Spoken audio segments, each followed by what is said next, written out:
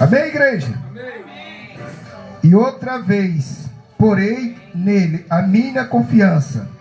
E outra vez, eis-me aqui, a mim e aos filhos que Deus me deu. E visto como filho participa da carne e do sangue, também eles participou das mesmas coisas, para que pela morte aniquilasse e o que tinha o império da morte. Isto é o diabo. Vamos ler o 15. Livrasse todos os que com medo da morte estavam por toda a vida sujeitos a ser. Amém, igreja? Igreja, o que essa palavra está falando? Eu quero que vocês meditem nessa palavra hoje. Hoje não, a semana toda. Eu quero que vocês meditem. Eu quero que vocês entendam que se nós tivermos medo do diabo, nós não temos como fazer a obra de Deus. Se nós tivermos medo do diabo, nós não temos como encarar o diabo. Se nós tivermos medo da macumba, da feitiçaria, nós tivermos medo da legião, mas não vai adiantar nada, porque nós não vamos vencer o mal. O mal só vence quando você é corajoso. E Josué já fala, seja forte e corajoso. E quando a palavra fala que é para nós ser corajoso, não é para nós dar ouvido ao diabo. O diabo ele vai falar o quê? Ô pastor, eu vou falar uma coisa a vocês. Vocês não estavam na igreja que eu fui sexta-feira. Mas teve uma mulher que ela segue os demônios há 40 anos. Na igreja que eu fui sexta-feira. E lá o espírito chucaveira, que é o pior dos espíritos, quis colocar dúvida no meu coração, quis colocar dúvida no coração de toda a igreja, falando que eu sou fraco, que as pessoas não dessem ouvido para mim, que eu que eu era um enganador. Mas portanto ele não me venceu, igreja. Se eu fosse fraco mesmo de verdade, ele tinha me vencido. Amém? Sim ou não? Mas se ele não me venceu, eu saí de lá mais forte. Por isso que eu coloquei esse culto hoje aqui de avivamento. Porque eu saí mais forte, porque ele falou que eu sou enganador e eu não sou. Ele falou que eu sou fraco, eu não sou. Agora você imagina se eu saísse envergonhado daquela igreja. Imagina se aquela mulher não fosse liberta. Aquela criança que estava com o aparelho no ouvido, que não ouvia nada, e eu tirei o aparelho. Quer falar, Joãozinho? Pode dizer.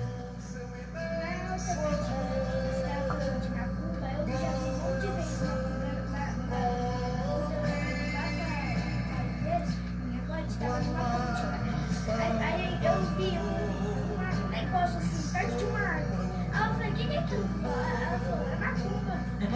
Pois já foi destruído, viu, Joãozinho? Já foi, tá? Então eu quero dizer para vocês, igreja. Agora imagina se eu coloco dúvida no meu coração.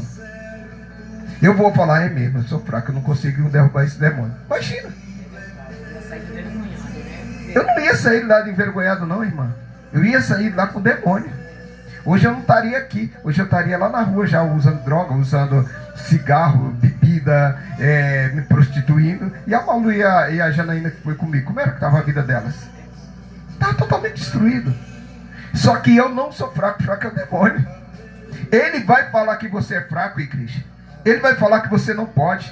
Porque ele quer o quê? Ele quer entrar. E se você der ouvido, ele entra. Mas a igreja de Deus é uma igreja viva. E nessa palavra, Deus está falando o quê?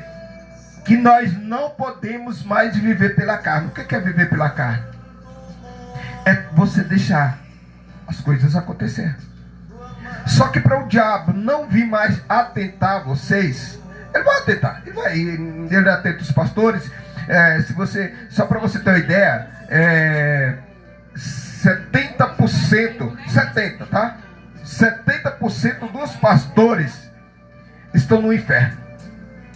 70% dos pastores, o diabo já conseguiu levar para o inferno.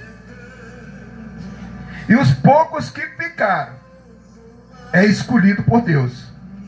Então nós temos que entender isso aí. Nós não podemos deixar o diabo falar, não, você pode. Você pode nada. Quem pode é Deus. A primeira ideia, porque o diabo, ele tem uma raiva, sabe do quê? Quando você fala assim, sai. Fala, Joãozinho. Fala, deixa o João falar.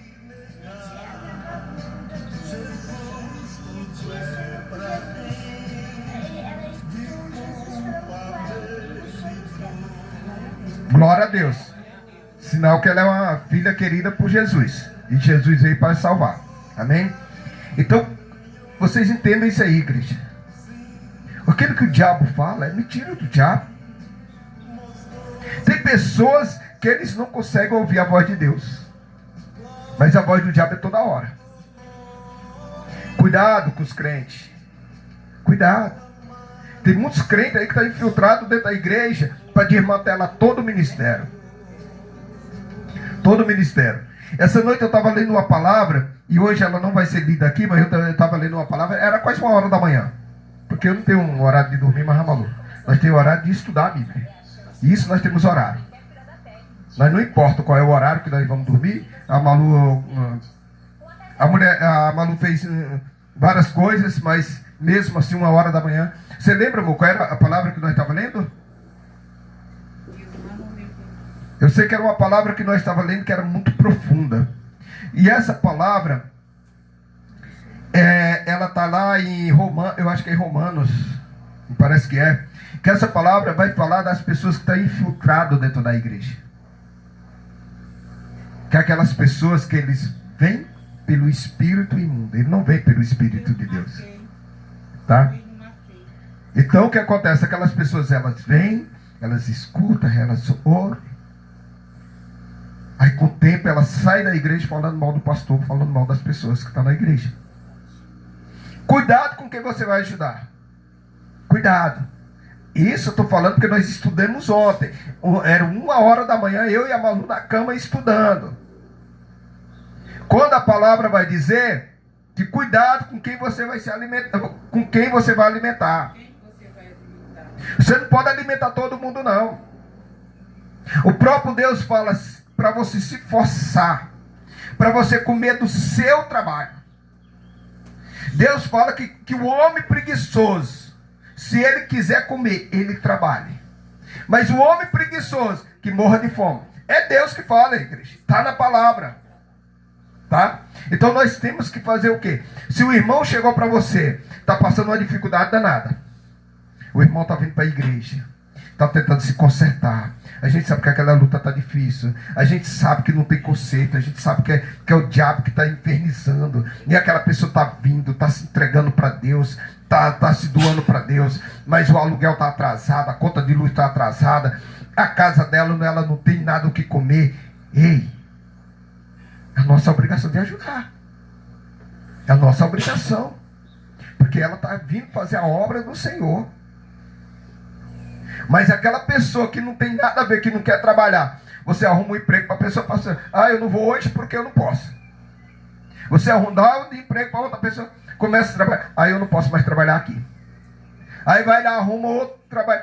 Eu não posso trabalhar aqui porque aqui o inimigo parece que está falando comigo para eu sair daqui. Pô, peraí. Vocês têm que ouvir a voz de Deus, não é a voz do diabo. Então cuidado com quem vocês vão alimentar. Deus, ele alimenta todas as pessoas. Todas as pessoas. Mas é eu e você que tem que trabalhar. Se nós não trabalhar, isso foi um estudo de ontem, na madrugada, eu e a Malu, estudando, igreja. Por que nós temos que estudar? Porque nós temos que alimentar. Mas alimentar com sabedoria, não com burrice. Então, Deus ele fala que todos nós se livrar. Mas para nós se livrar, nós precisamos de uma renúncia. A quem você quer servir? Só tem dois. Não tem mais que outro, só tem dois. São dois senhores. Você que vai ter que escolher. Ou você serve um, ou você serve o outro. Ou você serve a Deus, ou você serve o diabo. Porque Porque se você for servir os dois, você vai ser escravo, mas muito escravo. Mas vai ser escravo de chibatada. Porque primeiro Deus vai te levar no processo. E segundo o diabo vai te levar para o inferno. Então você escolhe com qual é o Deus que você quer andar. Se é com Deus das trevas ou com Deus da luz. É você que vai escolher. Não é o pastor. Porque quando eu estou pregando, ou eu estou falando com alguém, por que o diabo sempre fala no ouvido das pessoas? Não dê ouvido a ele. Todas as vezes que eu estou pregando, em qualquer lugar, o diabo sempre fala, não dá ouvido a ele. Por que o diabo não quer que a minha palavra não entre no coração das pessoas? Porque se entrar no coração das pessoas, as pessoas vão renunciar ao diabo e vai vir para Cristo. Mas não depende de mim, igreja. Depende de vocês. A salvação de vocês não está nas minhas mãos. Está nas mãos de Deus. Não está na minha falança. Está na tua oração. Então que vocês se ajoelhem e comecem a orar mais. Amém? Vamos orar agora por um caderno, tá bom? E aí o pastor vai ministrar. Oh, glória a Deus, aleluia, Jesus. Soberano eterno Deus, meu Pai, no nome do Senhor Jesus, meu Deus.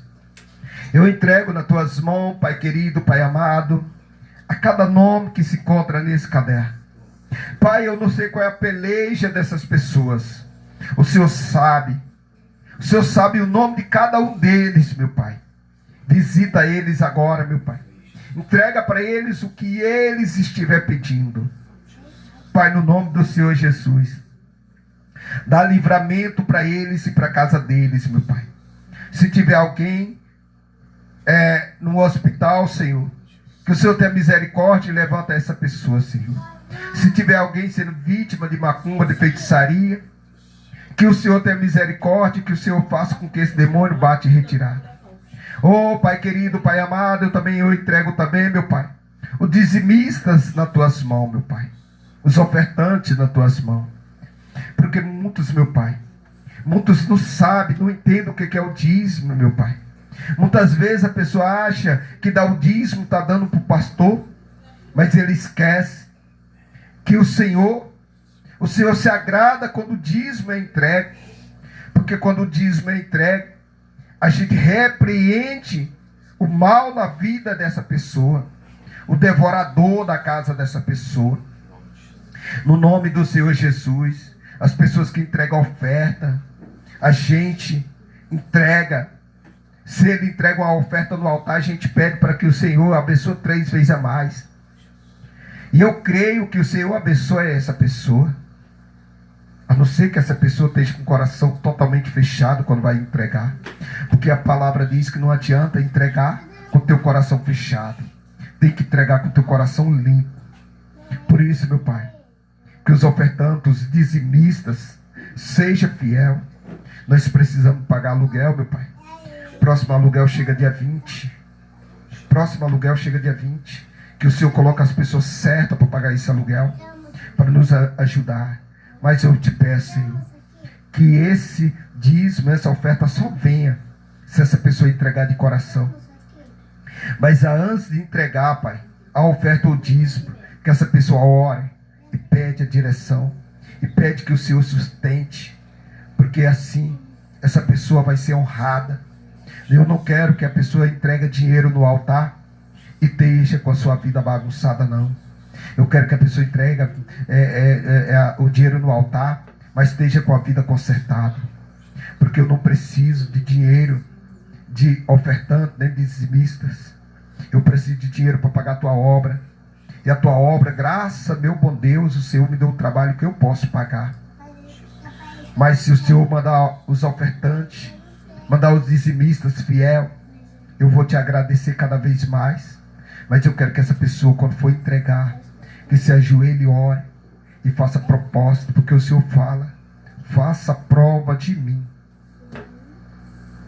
Eu não preciso fazer prova de ti, Senhor, porque eu já sei o que o Senhor já tem me dado. Por isso eu entrego todos nas mãos de Deus para ser abençoado, em nome do Pai, do Filho, do Espírito Santo. Amém, amém, amém. Graças a Deus.